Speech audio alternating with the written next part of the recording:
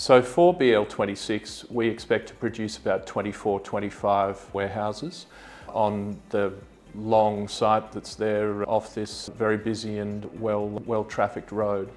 I want to be able to explain to you why it's such a very strategic location on the northern end of the Gold Coast. When looking at this specific site and why we're interested in it and why we've chosen it for our next development trust, I think I need to go back a couple of steps and talk about what's happening on the Gold Coast in general, and probably even southeast Queensland in general in relation to industrial and what the supply and demand dynamics are within that market.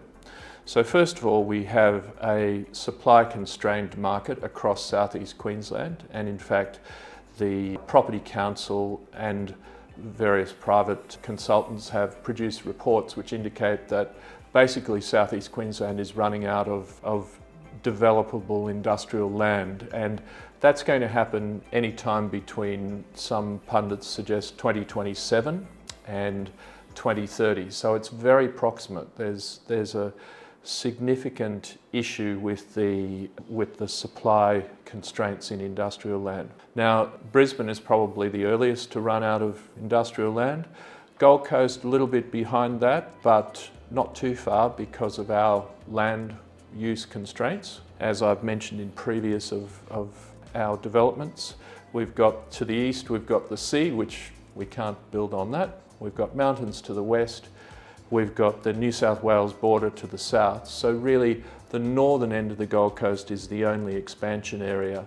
And there's some issues with that too, because there's some really good arable land in there and also some flooding issues. So we have to make sure that we use every piece of land that we can for industrial where we can. So that's a supply issue.